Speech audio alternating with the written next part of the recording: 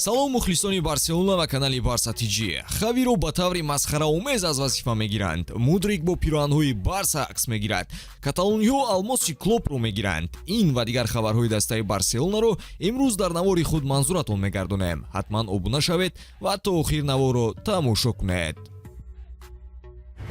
навори мо бо дастгирии ширкати Ягекс омода шудааст ки ҳамеша бо пешниҳоди коэффициентҳои баланд ва хизматрасониҳои босифат фазои варзиширо васеътар ва тамошои бозиҳоро ҷолибтар мегардонад. Дар Ягекс регистратсия осон ва пардохт аз тамоми гӯшаоканори дунё, вале аз ин ба баъд муҳимтар аз ҳама барои шаҳрвандони Тоҷикистон бонус то 8000 сомонӣ дар аввалин ҳисобпуркунӣ бо промокоди TG Barsa пешниҳод мекунад. Барои соҳиб шудани бонус шумо метавонед ба ссилкаи дар комментария буда дароед. Ба ҳама муваффақият. дар мавсими ҷорӣ Роберт Левандовски футболи заиф нишон дода истодааст. Новобаста ба статистикаи нисбатан хуби ҳамлагари полшакӣ, ҳаракатҳои ӯ дар бозӣ бештар ба зарари даста мешавад. Барои мисол, бозии ҷавобӣ бо ПСЖ-ро гуфтан мумкин аст. Вақте Барселона дар фурсате ба контрҳуҷум мегузашт, вале худхоҳии Роберт фурсатро ба қавле ҷазир кард. Агар ӯ ба ҳамдастаҳояш пас медод, шояд бозӣ то ба овертайм мерафту ба таври муъҷизаофар Барса метавонист комёб шавад. Ҳеҷ набошад ӯ худро ҳамлагаре нишон медод ки қарори дуруст бароварда метавонад.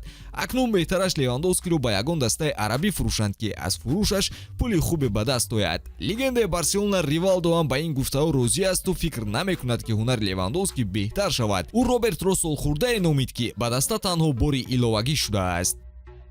Левандовски аллакай пир шудааст ва ин фактори асосӣ аст. Дар замони мо вақте футболбоз 30 сола мешуд, ӯро дарҳол ба фурӯш мегузоштанд. Новобаста ба он ки Левандовски инҷо 2 мавсим аст баромад дорад, вале ба даста ҷомҳо лозим ҳастанду мухлисон ҳайати қавитар нисбат ба мавсимҳои гузашта талаб мекунанд.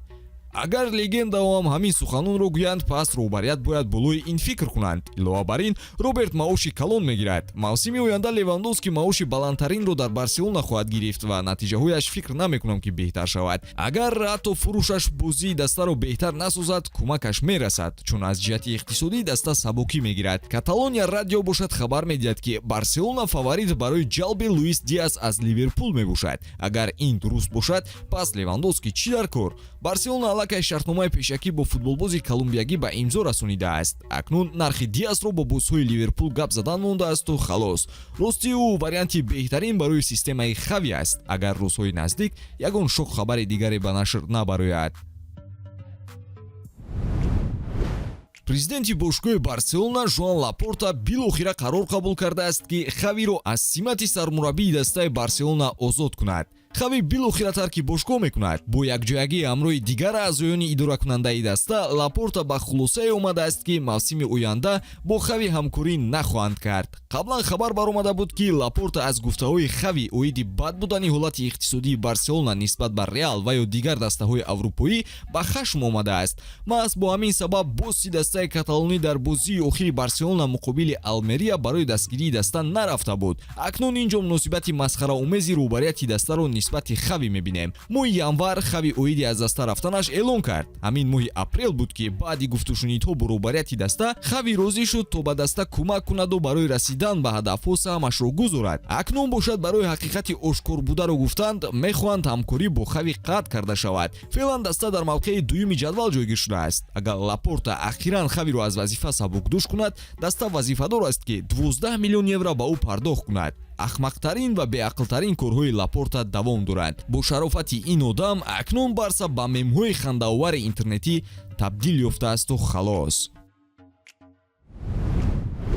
ҳамлагари Челси Лондон Михаил Мудрик аксеро дар саҳифаи худ пост кард ки он ҷо бо пироҳанҳои Барселона мебошад.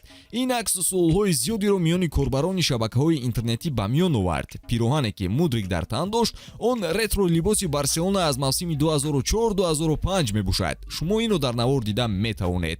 Чӣ, магар ӯ ба Барсае ки вингери рост кофта истодааст, ягон ишора додани аст? Биёед тасаввур кунем ки ӯ инро аз рӯи эҳтиром ба кумири худ Роналдиньо накарду, аз тарафи дигар Барса қувваи харидорӣ кардани ӯро дошта бошад. ёдовар мешавем ки ҳамлагари украинӣ 1 сол пеш ба Челси гузариш намуда буд. Шахтёр барои ин футболбозаш тақрибан 100 миллион евро гирифта буд. Шартномаи ӯ то соли 2031 имзо шудааст ва нархи фурӯши ҳамлагар баробар ба нархи харидаш аст ва ин маънои онро дорад ки Барса аз кӯчаи дастаҳои бои футболӣ несту харидорӣ кардан наметавонад. Аммо чун ҳар вақта каталониҳо имкон доранд ки ӯро ба иҷора гиранд ва ҳатто дар канори чап низ истифода баранд агар тобистон фурӯшҳои ҳамлагарон амалӣ шавад.